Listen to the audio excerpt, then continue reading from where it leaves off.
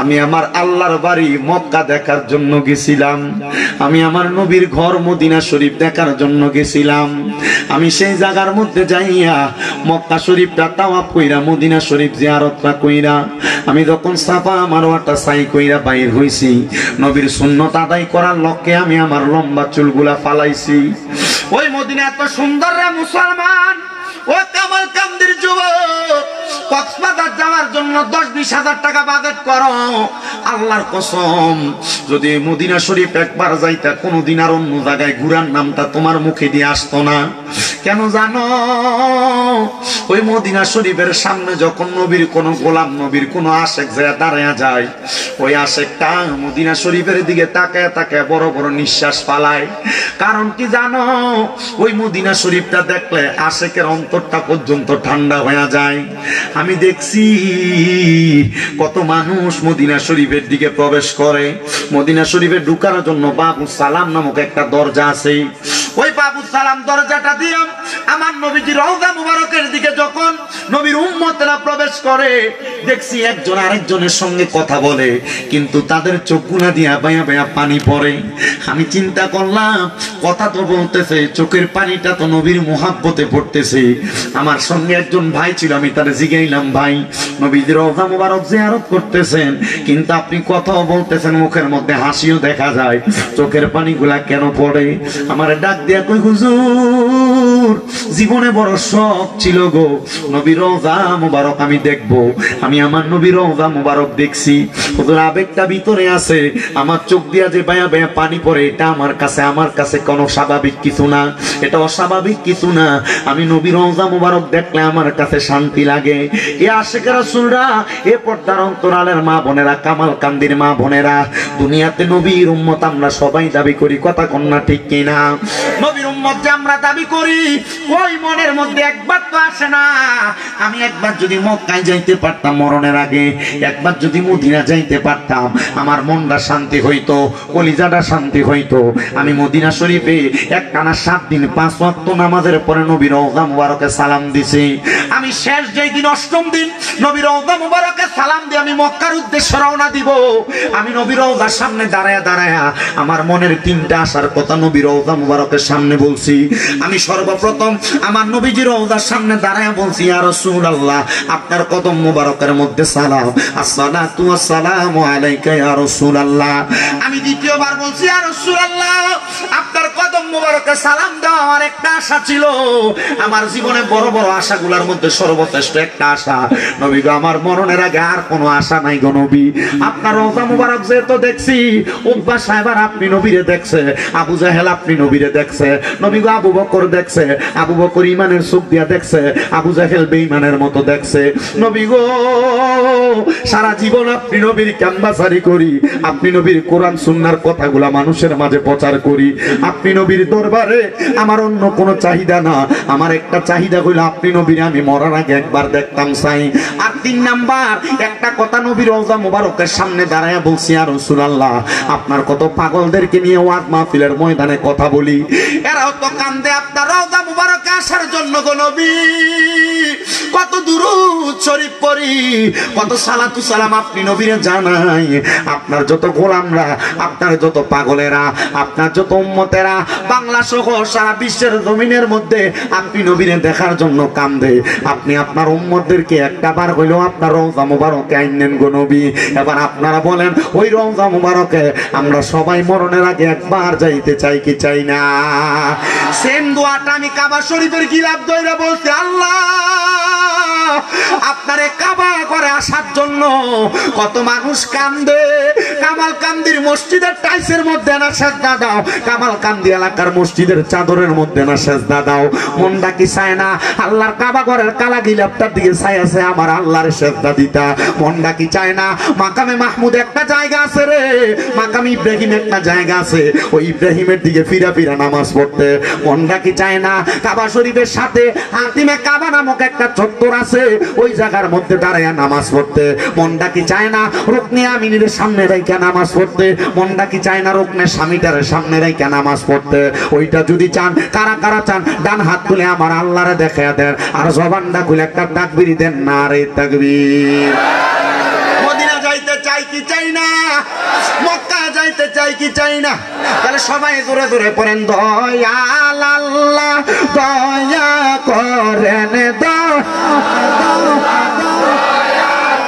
রানে নসিবি করেন মদিনা লা ইলাহা লা ইলাহা ইল্লাল্লাহু লা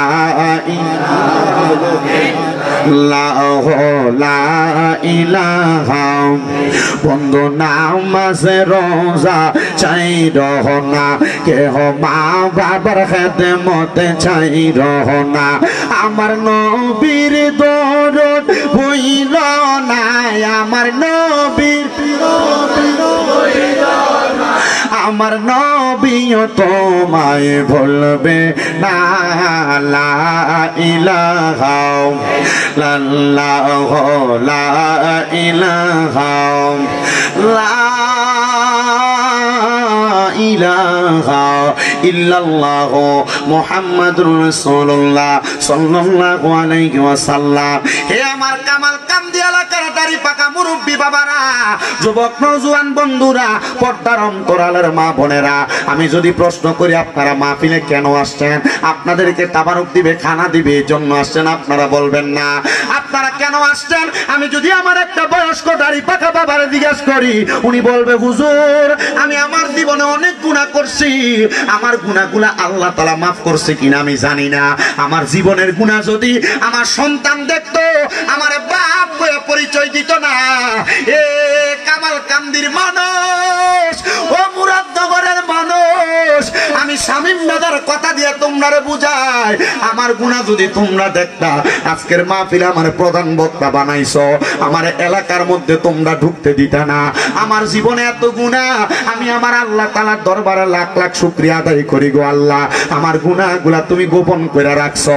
পর্দার অন্তরালের মা বোনেরা, একবার চিন্তা করো, তোমার জীবনের গুনাহ যদি তোমার স্বামী দেখতো, তোমার কিন্তু ঘরের মধ্যে জায়গা দিত না। বন্ধু বান্ধব যদি আপনার গুনাহ দেখতো, লুকে লুকে গুনাহ করছেন, গোপনে গোপনে গুনাহ করছেন, আপনার গুনার খবর কেউ জানে না, জানে একজন কামাল কামদের মানুষ। বলেন তিনি কে? এলাকাতে কোনো মানুষ যদি চুরি করে, রাস্তা দিয়া যাওয়ার সময় মানুষ ডাক দিয়া কয় দেখ না রে চোর চলে যায়, কারণ মানুষ জানে সে চুরি করছে, তার চোর কইয়া ডাক দেয়। আল্লাহ আমি যে মিথ্যা কথা বলি, তুমি যে আমার কপালের মধ্যে লেখা দাও না আমি মিথ্যাবাদী। আল্লাহ তুমি যে দুনিয়ার জমিনের মধ্যে আমি বান্দা, দুনিয়াতে নামাজ পড়ি না, একবার তো লেখা দাও না আমি বেনামাজি। আল্লাহ আমারে মানুষ গুনাহগুলা না দেখে আমারে বালা জানতাছে, আমি উপর দিয়া ভালো আছি কথা সত্য, কিন্তু আমার গুনার কারণে আমি তোমার কাট করাই ধরা পড়া যাব।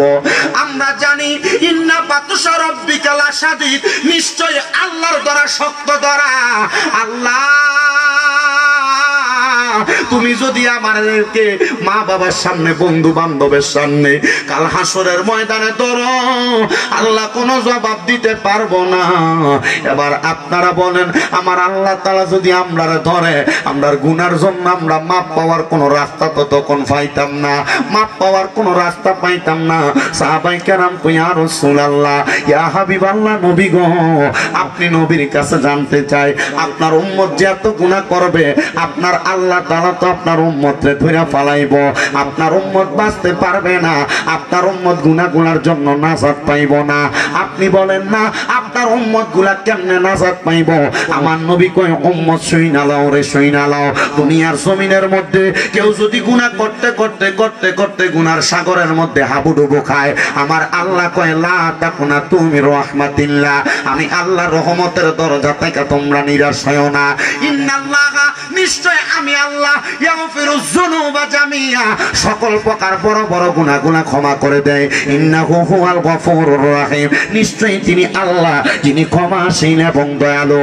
ও আমার কামাল কামদির বাবারা, আশেপাশে এলাকার বন্ধুরা, আমার আল্লাহ যেহেতু আমার জীবনের গুনাহগুলা মাফ করব, আসেন জীবনের গুনাহগুলা মাফ করানোর জন্য নিজের কলবটার মধ্যে ধাক্কা দিয়া একটু আমার আল্লাহ তাআলার ইসমে জাতের জিকিরে মশগুল হয়ে যাবেন। চক্ষুটা বন্ধ করে দিবেন আর আপনার কলবটা নিজ নিজ পীর মুর্শিদের দিকে মোতাজ্জ করে দিবেন। আমি জানি এলাকার মধ্যে সোনাকান্দা দরবার, চাপিতলা দরবার শরীফের অনেক ভক্তবিন্দুরা আছেন, আরো বড় বড় আল্লাহর ওলিদের মুরিদরা আছেন। আপনারা যারা এখনো বায়াত রাসূল গ্রহণ করেন নাই, চোখটা বন্ধ করে গুনার কথা স্মরণ কইরা আপনার কলবে ধাক্কা দিয়ে আল্লাহ তাআলার জিকির করবেন, যেন আমার আল্লাহ তাআলা আপনার আমার জীবনের গুনাহ মাফ করে। আর পড়েন আল্লাহ আল্লাহ আল্লাহ আল্লাহ আল্লাহ আল্লাহ আল্লাহ আল্লাহ আল্লাহ আল্লাহ দমে দমে গফর নাম আল্লাহ আল্লাহ দমে দমে মাশাআল্লাহ আল্লাহ আল্লাহ দমে দমে গফর নাম আল্লাহ আল্লাহ দমে দমে মারহাবা আল্লাহ আল্লাহ দমের উপর বাড়িঘর গঞ্জা পিলে সবই পর, দমের উপর বাড়িঘর গঞ্জা পিলে সবই পর, দমে দমে তালাশ করো কে আছে আপন মাশাআল্লাহ আল্লাহ আল্লাহ দমে দমে মারহাবা আল্লাহ আল্লাহ আসিলে তওবান ভাঙবে না ঘরের বান, আসিলে তওবান ভাঙবে না ঘরের বান, মন বাকি হইরা যাইব নিজ জঙ্গলাই দমে দমে মাশাআল্লাহ আল্লাহ আল্লাহ আল্লাহ আল্লাহ আল্লাহ আল্লাহ দমে দমে মারহাবা আল্লাহ আল্লাহ। কেবা তোমার বইন ভাই সঙ্গের সাথী কেহ নাই, কেবা তোমার বইন ভাই সঙ্গের সাথী কেহ নাই, পরকালে যাইবার বেলা কাউরে পাইবা না মারহাবা আল্লাহ আল্লাহ দমে দমে মারহাবা আল্লাহ আল্লাহ আল্লাহ আল্লাহ আল্লাহ আল্লাহ। একজন জিন্দা নবী শুইয়া আছে মদিনার শহরে নবী গো আর কি দেখা হবে নিজে বলে মারহাবা আল্লাহ আল্লাহ নবী গো আর কি দেখা হবে নিজে বলে মারহাবা আল্লাহ আল্লাহ। আমি নিদিরা যাইতে সময় কাটে গো নবী আপনার জিকির করে নবী গো আর কি দেখা হবে নিবি বলে মাশাআল্লাহ আল্লাহ আল্লাহ সবান্ডা কুয়া আল্লাহ আল্লাহর সামনে আল্লাহ আল্লাহ নবী গো আর কি দেখা হবে নিবি বলে মারহাবা আল্লাহ আল্লাহ। নবী সারা আপন কে গনা আইরে মুমিন ভাই, নবী সারা আপন কে গনা মারহাবা আল্লাহ আল্লাহ। ইয়া রাব্বি হাবলি উম্মতি কামদান দয়া নবীজি এখন তো কামদান মদিনা নাই মারহাবা আল্লাহ। রব্বি হাবলি উম্মতি কামদান দয়া নবীজি এখন তো কামদান মদিনা নাই মারহাবা আল্লাহ আল্লাহ। দয়াল নবী মদিনা সর্বদা যে জাগায় কান্দান নবী উম্মতের মায়া নাই, হায়রে মুমিন ভাগায় নবী সারা আমার বান্ধব কে গো গাই মারহাবা আল্লাহ আল্লাহ। নবী মাদরি করবে হাসিয়া পিতা হারা হইয়া এই তিমি রূপে আসলে নেই ধরা পবিত্র ওই মুখে তোর খাইলেন যার মুখে দন্ড হইল বিবি হালিমা আইরে মুমিন ভাই নবী সারা আমার বান্ধব কে হো আই মারওয়া আল্লাহ আল্লাহ আল্লাহ আল্লাহ আল্লাহ আল্লাহ আরে নবীর আব্দুল কাদের আউলি ইয়ার শিরোমণি আই নবীর আব্দুল কাদের আউলি ইয়ার শিরোমণি উম্মা এই নামের গুণে উম্মা এই নামের গুণে আগুন হইয়া যাইবা আইব রবের আব্দুল কাদের আউলি ইয়ার শিরোমণি মারহাবা আল্লাহ আল্লাহ আল্লাহ আল্লাহ আল্লাহ লা ইলাহা ইল্লাল্লাহ মুহাম্মাদুর রাসূলুল্লাহ সাল্লাল্লাহু আলাইহি ওয়াসাল্লাম। একটা জবান বন্ধ রাখবেন না, জবান খুলে উচ্চ কণ্ঠে জোরে সোরে পড়ে আলহামদুলিল্লাহ। একটা কথা মনে রাখেন, যারা ঘুমায় রইছেন মাহফিলের প্যান্ডেলে কিন্তু জায়গা আলহামদুলিল্লাহ যারা আছে ভরপুর না প্যান্ডেলটা, কথা কোনে প্যান্ডেলে ভরপুর না, এতটুকু মনে রাখেন। আপনারা শুনেন আজকের এই মাহফিলের উসিলায় আল্লাহ তাআলা এই কামালকান্দি এলাকার কবরবাসীদের রূহগুলাকে ছাইড়া দিয়েছেন। সুবহানাল্লাহ কোন ওই কবরবাসীর রূহ এই জান্নাতের বাগানের ডাইন বাম সামনে পেছনে ঘোরাফেরা করতেছে, আর রূহগুলা আইসা এভাবে ভিক্ষুক যেভাবে ভিক্ষা চায় আপনাদের কাছে এভাবে হাত পাইতা দিছে, আমার সন্তান, আমার নাতি, আমার ফুত, আমি আব্বা তোর কাছে একটু দোয়া চাই, আমার জন্য আজকের মাহফিল একটু দোয়া করিস। এই রূহগুলা কবরে ফিরা যাব, যা দেখবো আপনি দোয়া করার কারণে আজকে এই রূহগুলার কবরের আযাব আল্লাহ মাফ কইরা দিয়া কবরটার জান্নাত বানাইয়া দিছে। আরেক প্রকার রূহ অন্ধকার কবরের মধ্যে যায় দেখবে তাদের কবরের ভিতরে আযাব চলতাছে, রূহগুলা ডাক দিয়া বলবে আল্লাহ আমার কবরের মধ্যে আযাব, কিন্তু আমার সাথে যিনি ছিল তিনার কবরে কেন আযাব নাই? আমার আল্লাহ তাআলার ফেরেশতারা জবাব দিবে, রূহ তোমার সন্তান কামালকান্দির জান্নাতের বাগানে বইসা তোমার জন্য দোয়া করে নাই, দুনিয়ার আড্ডাবাজি রং তামাশার মধ্যে মশগুল ছিল, এই জন্য তোমার কবরটা এমন আযাব যুক্ত। আজকের মাহফিলে বইসা আমরা যদি আমাদের বংশের মানুষের জন্য আল্লাহ তাআলার কাছে দোয়া করি, আমার আল্লাহ তাআলা বংশের মানুষের কবরের আযাব মাফ করতে পারে কি পারে না? বাবা আমার গভীর মনোযোগ, আজকের মাহফিলের মধ্যে আমি আল্লাহ তাআলার কোরআনুল কারীমের সূরা বাইয়িনার একটু আয়াতে কারিমা তেলাওয়াত করেছি, যে আয়াতে কারিমার উপর আমি আপনাদেরকে কয়েক মর্তবা বয়ান শ্রবণ করাইতে চাই। আল্লাহ তাআলা কোরআনুল কারীমের মধ্যে ঘোষণা করে, ইন্নাল্লাযীনা কাফারু, নিশ্চয় যারা কুফরি করেছে, যারা কাফের।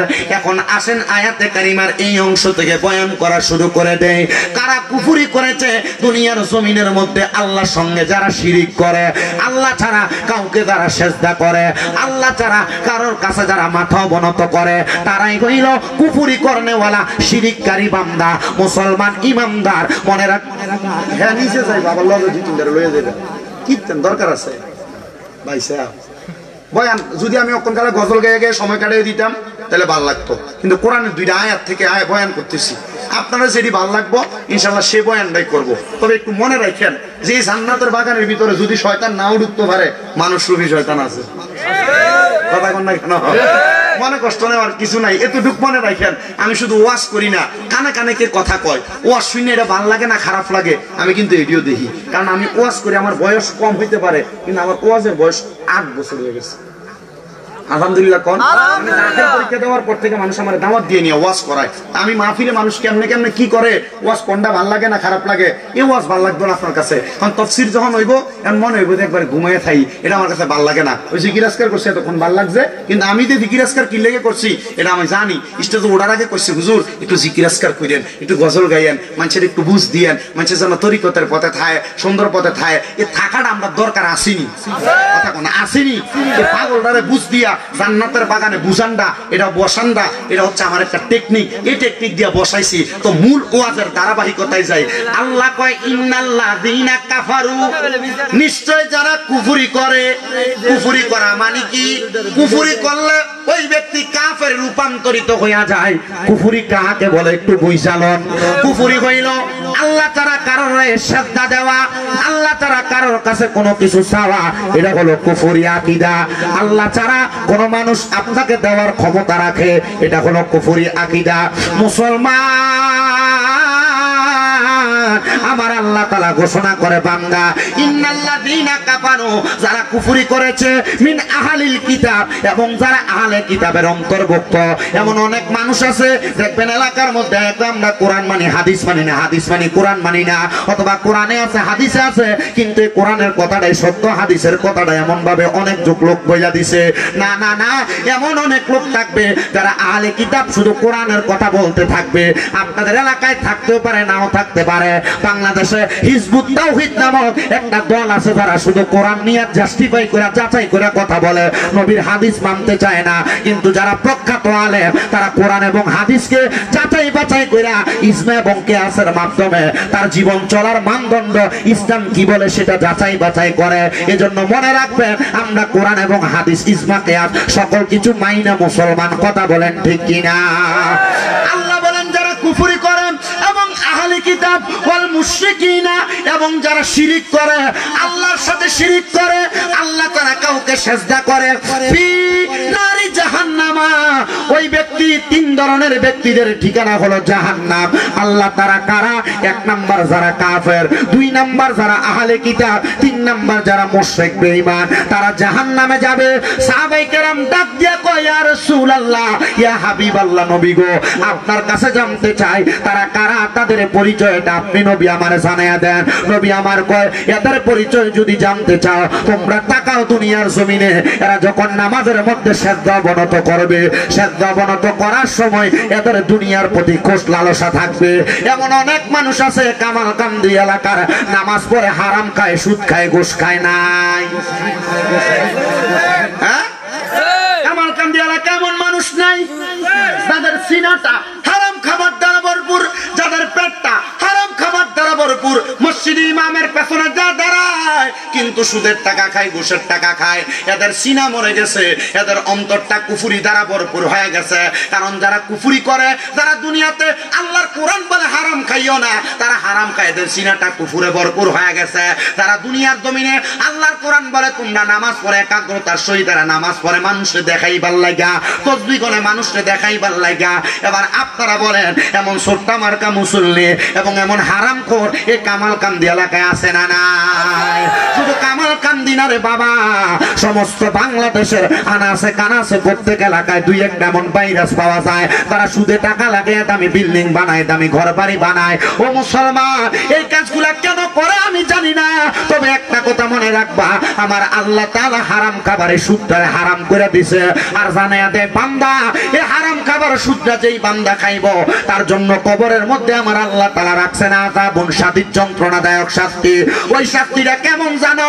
আল্লাহ তাআলা ওই বান্দাটারে যখন দুনিয়াতে মারব, একটা তাজা বকরির লটকে দিয়া শরীরের চামড়াটা টাইনা টাইনা ছিললে, এই তাজা খাসিটা বকরিটার শরীরের চামড়া জীবিত অবস্থায় ছিঁড়ে ফেললে তার যত কষ্ট হবে, এই হারামখোরটার শরীর থেকে রূহ বাহির করলে তার এমন কষ্ট হবে। কবরে যাওয়ার পর ওই বান্দার রূহ যখন কবজ করবে আজরাইলে, ওই বান্দার রূহ যখন আসমানের দিকে নিয়ে যাইব, আসমানের দরজার মধ্যে 19 জন ফেরেশতা ওই বান্দার দিকে থুতু নিক্ষেপ করবে। কারণ বান্দা হারামখোর, বান্দা বেআমল, বান্দা বেঈমান। এই জন্য বান্দাকে কবরের মধ্যে এমন লাঞ্ছনা দেওয়া হবে, শাস্তি দেওয়া হবে। এবার যারা হারামখোর নাই, সুদখোর নাই, লম্বা লম্বা কথা কামালকান্দির দোকানে বইয়া বইয়া কয়, কিন্তু খায় হারাম, খায় সুদ, কথা কয় না। জমি দখল করে খায়, এমন লোক নাই আপনার এলাকায়? আরে এমন কোন এলাকা বাদ নাই, আপনার এলাকায় যেমন আমার এলাকায় তেমন অবস্থা। বলে হুজুর কেন? কারণ হইল এদের অন্তরটা মোহর মারা, এদের অন্তরটা একবারে ঢাকনা দেওয়া। এরা মনে করতেছে দুনিয়াই দুনিয়া, এরা জানে না দুনিয়া উমাজরাতুল আখিরা। দুনিয়া হইল আখিরাতের শস্য ক্ষেত্র একটা বাগান। দুনিয়াতে যে শস্য রোপণ করবা আখিরাতে তা পাইবা। এই জন্য আসে কয় ওরে বিচার হবে কর্ম অনুসারে কঠিন হাসরে, বিচার হবে কর্ম অনুসারে। বলেন বিচার হবে কর্ম অনুসারে কঠিন হাসরে, বিচার হবে কর্ম অনুসারে। তো হারাম খাইবা, কবরে গেলে হারাম পাইবা। বলে হুজুর কেমনে? আমার আল্লাহ তাআলা অন্ধকার কবরে হারামখোর যারা, পরের হক মাইরা খায় যারা, সুদের টাকা ঘুষের টাকা খায় যারা, জমি দখল করে খায় যারা, তাদের জন্য কেমন শাস্তি রাখেন একটু শুইনা নেন। আল্লাহর নবী রাহমাতুল লিল আলামিন নবী আমার জানায়া দে উম্মত শুনো, তাদের জন্য এক নাম্বার শাস্তি হইল সর্বনিম্ন আমার আল্লাহ তাআলা এই হারামখোরগুলারে 3000 বছর জাহান্নামের আগুনের মধ্যে পুরাইবো। সুদ খাইবা, খাও বেশি কইরা, যেই সন্তানরে ভালো করে পড়ালেখা করানোর জন্য সুদের টাকা লাগাও, যেই বউরে দামি জামা কাপড় কিনা দেওয়ার জন্য সুদের টাকা লাগাও, ওই সন্তান তোমার একটা নেক আমল দিয়া সহযোগিতা করবে না। ওই বউ তুমি মারা যাওয়ার পরে রাত্রবেলা তোমার লাশটা পাহারা দিবে না। যদি বলে রে আব্দুর রহিমের স্ত্রী তুমি তোমার স্বামীর লাশটা পাহারা দাও, বেডিগো বেডার লাশ আমার ডর লাগে।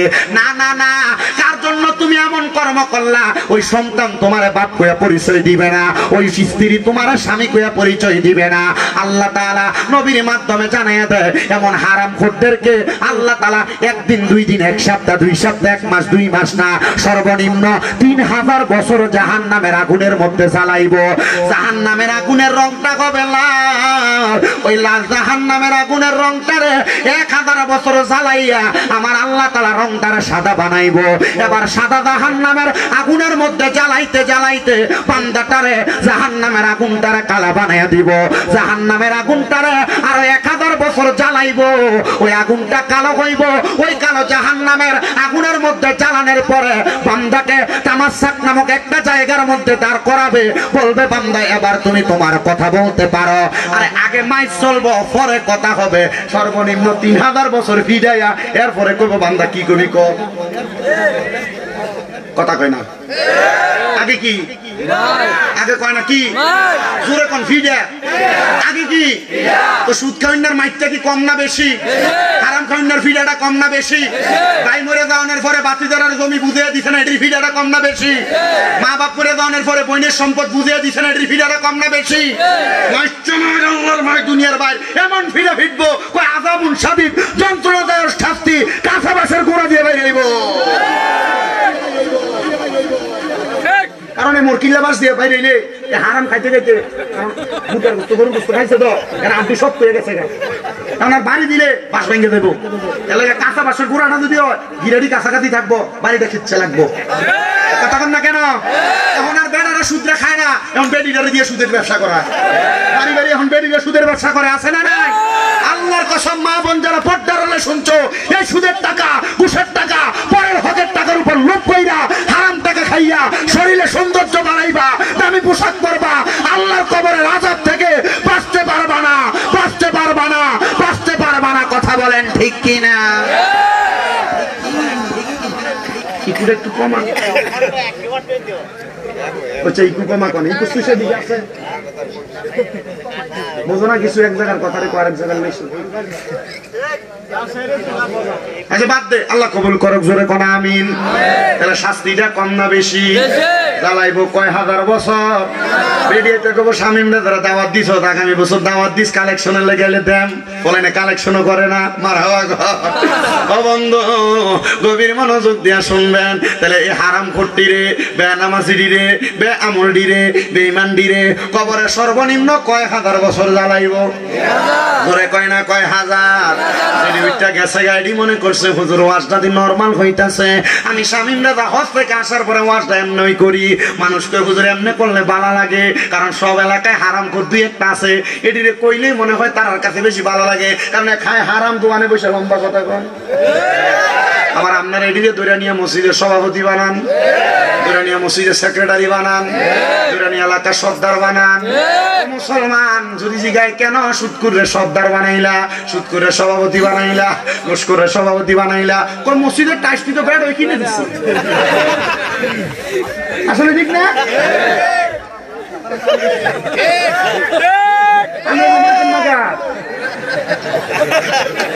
কথা সত্য না মিথ্যা? মসজিদের ইমাম সাহেবের বেতন দেয়, সুদ করে দেয়, সেক্রেটারি দেয়।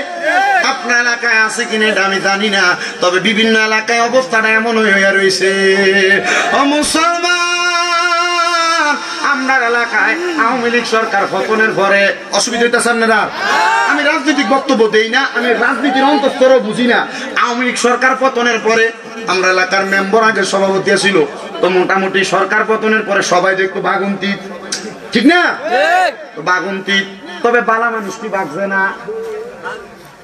কইতাম দেন কত দূরে, আমি কিন্তু কথা কইতামও জানি, আবার একজনের জাগাত বেজ্জতি করে খারাপ সম্মানও দিতাম জানি। মানে আমি আলেম মানুষ, আমি কথাটি কইতেছেন, আমার কথা আপনি যা কইতেন কথা এটা তো করবো, কিন্তু কইতাম দেন। ঠিক আছে, আল্লাহ কবুল করুক। শোনায় আমি বুঝছি, শুনছি। এবার বেড়াতন চলে গেছে, কারণ আমরা এলাকায় নিজে নিজে সভাপতি ঘোষণা দিছে, মসজিদে নিজে দাঁড়াই গেছে পরের সপ্তাহে, এখন থেকে আমি সভাপতি। এ বাবা, সভাপতি ওই ব্যক্তি হবে ইমামের অনুপস্থিতিতে মসজিদের ভিতরে 5 ওয়াক্ত নামাজ পড়ানোর ক্ষমতা দেবে। বেটা রাহে বেটারে শ্রদ্ধার ভিতরে ফালাই দিয়ে বেটা মুসল্লি ফালাই বাঁকবো, কারণ বেটা সুরা ফাতেও ঠিক করে ভরতে জানে না। আল্লাহর কি কুদরতের খেলা! এ বেটা সভাপতি ঘোষণা দেওয়ার 2 সপ্তাহের মাথা এলাকার এক মাইয়া তার বাড়িতে আইতো যাইতো, ওই মাইয়ার লোক অপকর্ম কইরা ধরা, মাইয়া দিছে মামলা, 3 লাখ টাকা দিয়ে সমাধান। উমা, আমি কইলাম সভাপতির যদি এই দশা হয়, সমাজ পরিচালনা কেমনে করব? তো সমাজ পরিচালনা করতে যায় কেউ যদি এমন অপকর্ম করে, তে তো তলে দিয়া খাইয়া এরপরে এটারও জাহাজ বানিয়ে দিব। আল্লাহর কাছে কইছি, আল্লাহ, বাংলাদেশের বড় বড় জায়গাগুলা খালি কইরা রইছে, ওই জায়গাগুলার ভিতরে এমন কিছু লোক বসায়া দাও, যারা বসার কারণে বাংলাদেশে কোনোদিন দুর্নীতি চলবে না, অত্যাচার চলবে না, অনাচার চলবে না। বাংলার সংসদে কোরআনের আইনটা বাস্তবায়ন কইরা দাও। কোরআনের আইন বাস্তবায়ন হইলে মানুষের জমি দখল হবে না।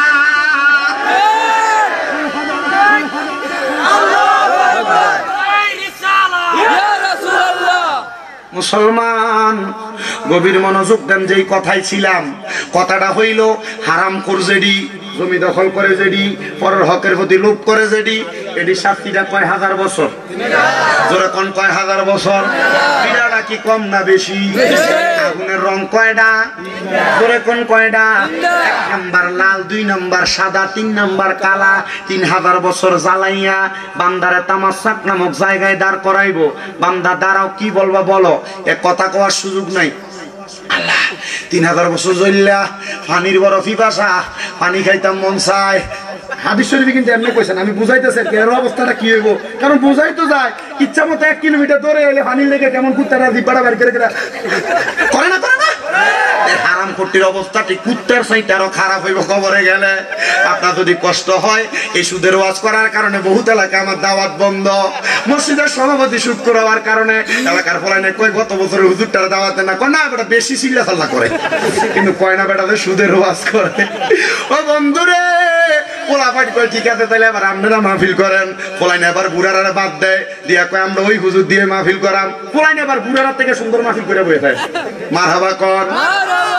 আগামী 4 দিন মাহফিল, 28 তারিখ। আমার পোলাইনে এমন আলাদা হইয়া আমার কালকে দাওয়াত দিচ্ছে, আজকে সকালবেলা অ্যাডভান্স করে কইছি হুজুর মাহফিল আমরা আইতে হইব। বুড়ারা প্রস্তাব দিছিলাম, রাজি হয়েছে না। হুজুর আমরা আসার পর 1/2 ঘন্টা সময় হলে দিতে হবো। আমার মাহফিল আছে কুমিল্লা, হুজুর 1/2 ঘন্টা সময় হলো ঠিক মতো দিয়ে যান। আমি বলছি ঠিক আছে দেমো। আপনারা রাজি আছেন এমনও আছে, যদি কেউ বিরোধিতা করে তার পক্ষে না বিপক্ষে।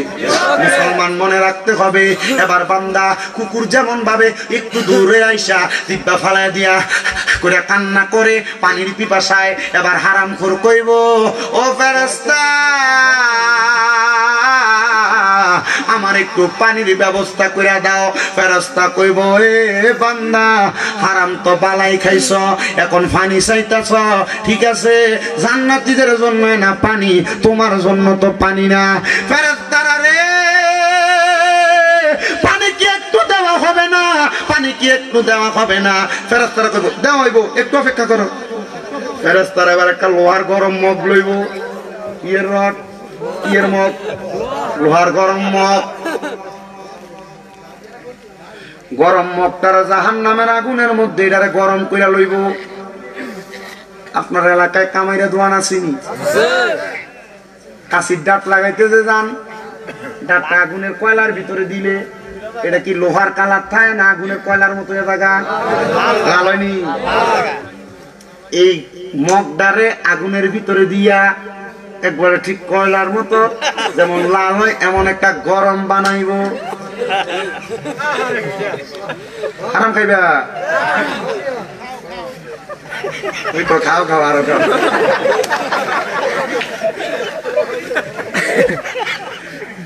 এটারে গরম বানাইয়া পানিটা কি মজার পানি শুনতেন না? এবার অন্য জাহান্নামীরারে জাহান্নামের আগুনের ভিতরে যে ফুরছে, শরীরে চামড়াটি ফুইরা ফুইরা রক্ত আর ফুসটি যে পড়ছে, এই পাত্রটার ভিতরে এবার রক্ত আর ফুস লইব। পানির পিপাসা, রক্ত আর ফুস কেন? বলে রক্ত আর ফুস গুলা লইব। হাদিস শরীফ ওলামায়ে কেরাম আছে জিগান, এটার নাম হইল তিনাতুল খাবাল। নাম কি? তিনাতুল খাবাল, মানে রক্ত এবং ফুস, রক্ত এবং ফুস গুলা নিয়ে কইব নেখা। আরে দুনিয়াতে পানির ভিতরে একটা মশা পড়লে মশাওয়ালা পানি ফালাইয়া দিতাম, গ্লাসে 3 বার বালা করে মোড়াইয়া ধুইতাম, এরপরে পানি খাইতাম। এটা কেমনে খাইব? বলে সুদ যে খাইছো মজা কইরা, হারাম যে খাইছো মজা কইরা, এটাও খাও মজা কইরা। তখন বান্দা সহ্য করতে পারবে না, মজা কইরা এবার তিনাতুল খাবাল রক্ত আর পুষগুলা খাইব। খাইতে দেরি রে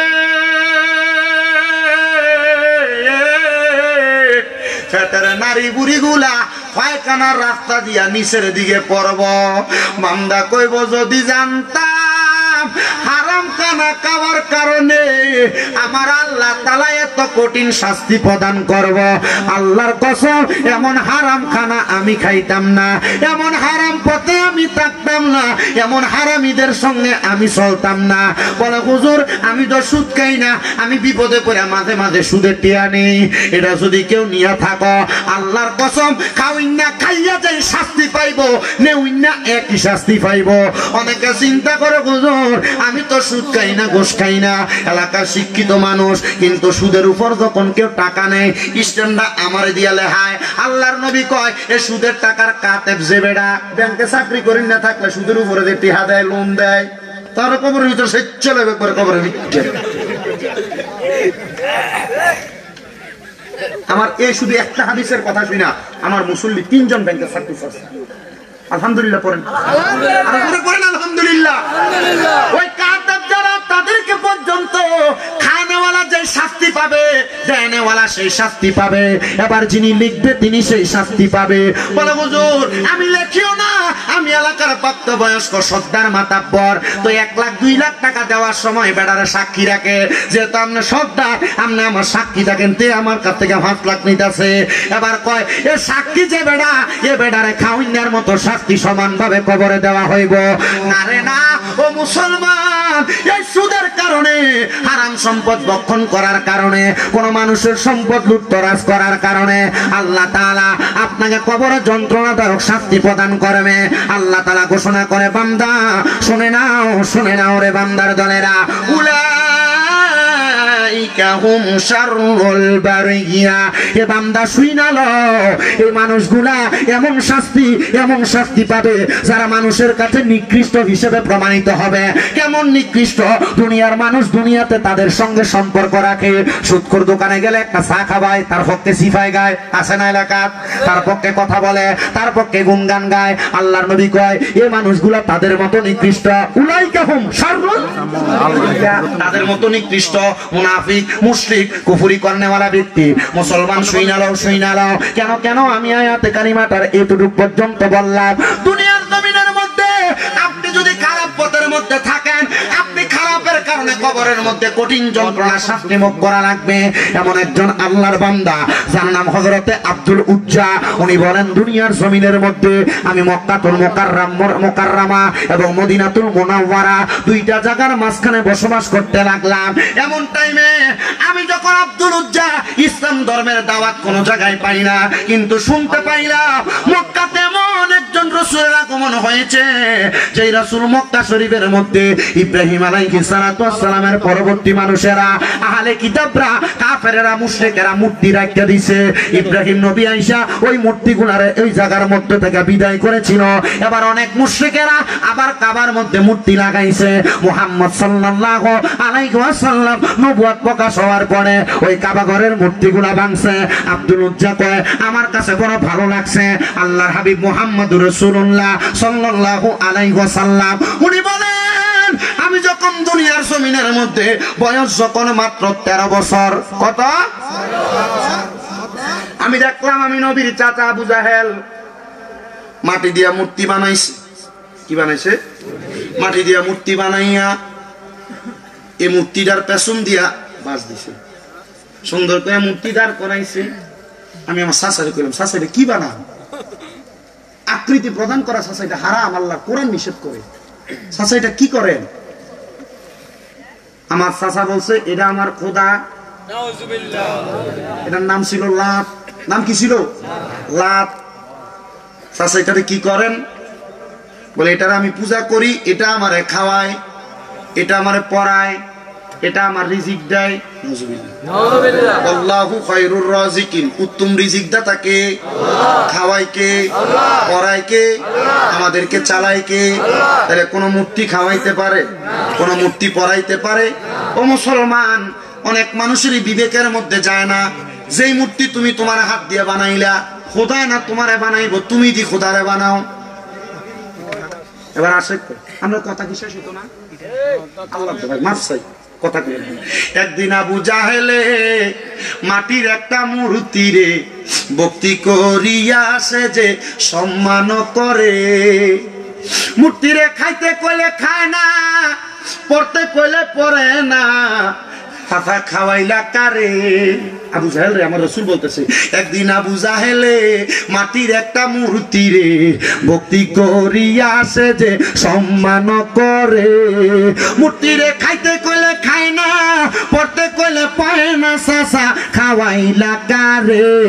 ওরে দেখে নাই শক্তি যার কেমন খোদা হয় আপনার, দেখে নাই শক্তি যার কেমন খোদা হয় আপনার, বিবেকটা দেয় না বুঝি আপনার ভিতরে, বিবেকটা দেয় না বুঝি আপনার ভিতরে। নবী আমার নবীজির চাচারা বলতেছে চাচা এটা তো শক্তি নাই, দেহের মধ্যে বল নাই, আপনি যে এটার পূজা করতেছেন। না না চাচা, আপনি এমন একজন খোদারে তালাশ করেন যিনি লা ইলাহা ইল্লাল্লাহ আমার ব্যাপারে বলেছে আনা মুহাম্মাদুর রাসূলুল্লাহ। ওই খোদারে তালাশ করেন। মুহাম্মাদুর রাসূলুল্লাহ এমন দাওয়াত দেওয়া শুরু করে। আব্দুল উজ্জা কয় জগতের মানুষ, আমি আমার আব্বাজানকে আব্বাজানের কাছে বললাম হে আমার আব্বাজান আপনি কি খবর পাইছেন নি আব্দুল্লাহর বেটা মুহাম্মদ উনি নাকি ইসলাম ধর্মের দাওয়াত দেয়, শান্তির দাওয়াত দেয়। আব্বা ডাক দিয়া কয় এ আব্দুল উজ্জা রে, তুমি যদি ওই ধর্মটা গ্রহণ করো আল্লাহর কসম তুমি আমি বাবারে বাবা ডাকতে পারবা না, মারে মা ডাকতে পারবা না, তুমি আমার সম্পদ থেকে আলাদা হয়ে যাইবা। আব্দুল উজ্জা ডাক দিয়া কয় আব্বা মুহাম্মাদুর রাসূলুল্লাহ আল্লাহ তাআলার বাণী মানুষের কাছে প্রচার করে। বলে কি বলি? বলে ইন্নাল্লাযীনা আমানু, নিশ্চয় যারা ঈমান এনেছে, ওয়া আমিলুস সলিহাত, নেক কাজ করেছে, শোনো শোনো, উলাইকা হুম খায়রুল বারিয়া। মারহাবা কন্না, তারা নাকি দুনিয়া এবং আখিরাতের মধ্যে উত্তম ব্যক্তি, সবচাইতে ভালো ব্যক্তি। ওগো আব্বা গো, আপনি বলতেছেন আমি সম্পদ পাইতাম না, আপনার বাবা ডাকতাম না, মারে মা ডাকতাম না, আপনি আপনার সম্পদ কোনো কিছু আমারে দিবেন না। এবার আব্দুল উজ্জারে তার বাবা যখন এমন কথা বললেন, আব্দুল উজ্জাকে আমি আমার বাবার কথা শুনলাম, খবর পাইলাম রাহমাতুল লিল আলামিন নবীজি দুনিয়ার জমিনের মধ্যে মক্কাতুল মুকাররমায় আগমন করার পর আমার বাড়ির সামনে দিয়ে হিজরত করে যাবে। আমি আমার নবীর সামনে যেয়ে বললাম ইয়া রাসূলুল্লাহ, ইয়া হাবিবাল্লাহ, নবী গো এই মুহূর্তে আপনি আমার ইসলাম ধর্মের কালেমা পড়ে দেন, লা ইলাহা ইল্লাল্লাহ মুহাম্মাদুর রাসূলুল্লাহ সাল্লাল্লাহু আলাইহি ওয়াসাল্লাম। জোরে কোন সুবহানাল্লাহ। একজন প্রেমিক আসিল গো সোনার মদিনায়, একজন প্রেমিক আসিল গো সোনার ওরে যার প্রেমেতে স্বয়ং আল্লাহ দুনিয়া বানায়, ওরে যার প্রেমেতে স্বয়ং আল্লাহ দুনিয়া বানায়, একজন প্রেমিক আসিল গো সোনার মদিনায়, একজন প্রেমিক আসিল গো সোনার মদিনায়। ছিলেন আল্লাহ গোপনের গোপন, নূরে মুহাম্মদী আল্লাহ করিলেন সৃজন। ওরে যিনি পরিবে রাস্তা সকল নবীর নূরের ফসিনা, নূরের নবী শুইয়া আছে সোনার মদিনা। জবান খুলে কোন আল্লাহু আকবার। আব্দুল একটা ডাক দিয়া কয়, জগৎবাসী রে, আমি